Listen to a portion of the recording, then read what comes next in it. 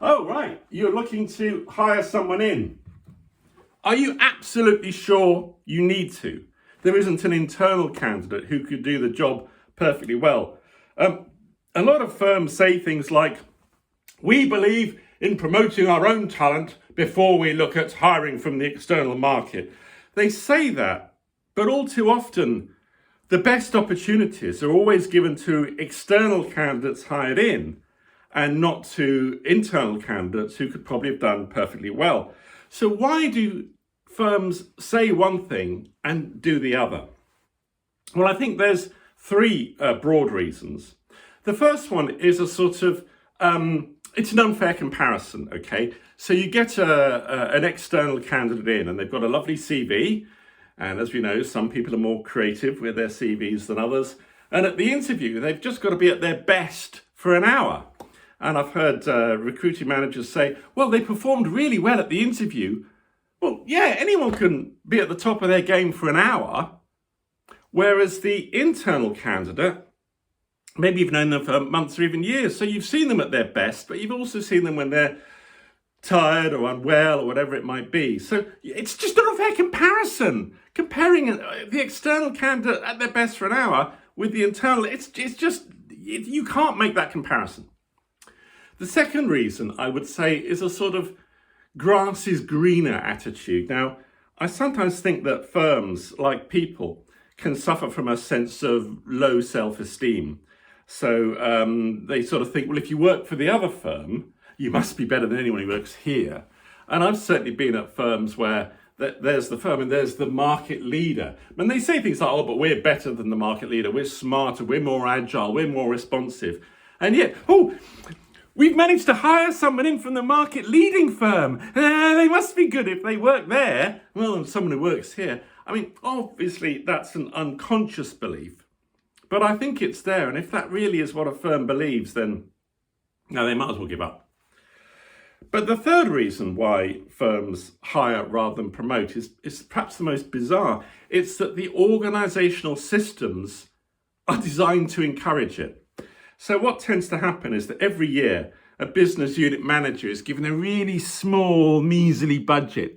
That's all you're allowed to spend on pay rises for your team this year, including pay rises based on promotion. So if you promote someone, it uses up some of your budget. If you hire, it doesn't. A recent example that I know of, a firm had an internal vacancy. Fine. They had an internal candidate who was on a project that was coming to an end, so they were ready to start in the new role, if they got it, right away. They'd done similar roles for the company in the past. They knew the company, the challenges it was facing. They knew the role and what would be required of it. They knew the company, knew its culture, knew its people. But instead of obviously promoting that person in, what the company did was, because this person's project was coming to an end, they got rid of that person. They gave them a very generous settlement payoff, and they hired in someone from outside, someone who didn't know the role, didn't know the company, didn't know the people, and was a much more of an unknown quantity. Now, from the point of view of the company, that's completely mad. Why get rid of someone who could do the job, and that costs a lot of money, and go to the cost and expense of hiring in someone who we don't know? But from the point of view of the business unit manager, it was a perfectly rational decision.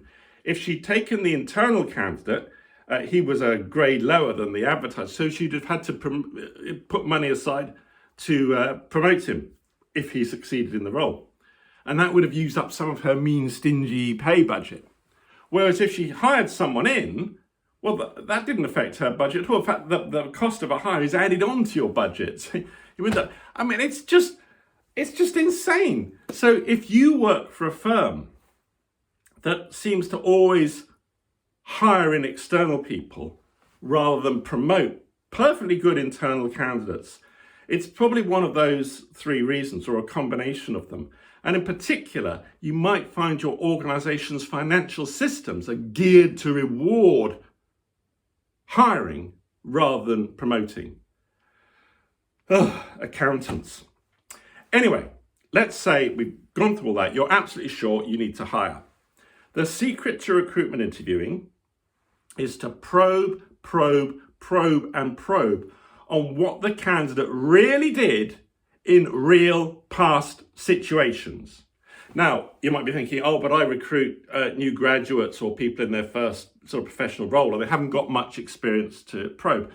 Okay, well, in that case, I mean, they've probably done, some jobs. They've worked in a team at their shop on Saturdays, or they've done something like that.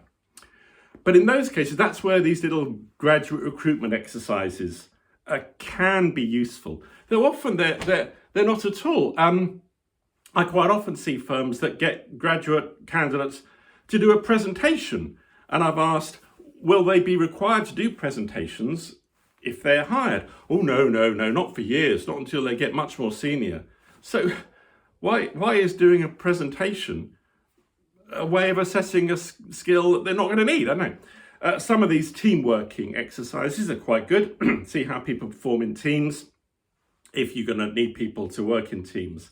So any kind of simulated exercise is good. If you're absolutely sure, what is it we're going to want our new graduate level candidates to do? Are we quite sure we've got a simulation, an exercise, a role play, a game, whatever it might be, that's assessing those skills, abilities and characteristics? If you have got that, that's pretty reliable. And I think generally more reliable than these so-called psychometric instruments where they fill a little questionnaire and it gives a result. I'm a bit skeptical of those. Anyway, that's for people in their first job.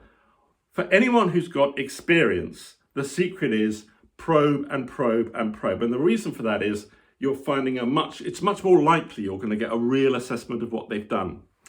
I used to run a lot of recruitment interview training. And I remember one guy came on the course and he said, well, I don't know why I've been sent on this course. I've been doing recruitment interviewing for years, but they said I had to come. Okay, so I gave him we did a little exercise, gave him a CV, a lot of rich history, and we had someone in to act as the candidate, show us what you do. And all he did was ask hypothetical questions.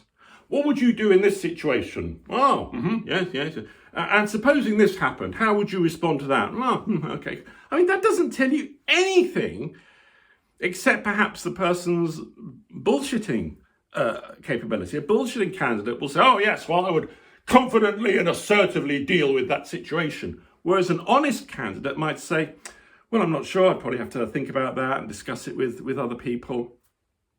But by probing about real situations, you're much more likely to get to the truth. So tell me about a time when you had to implement a change. Okay, what did you do? How did you go about it? How did you deal with resistance? Who did you have to bring along with you? How did you overcome that sort of thing?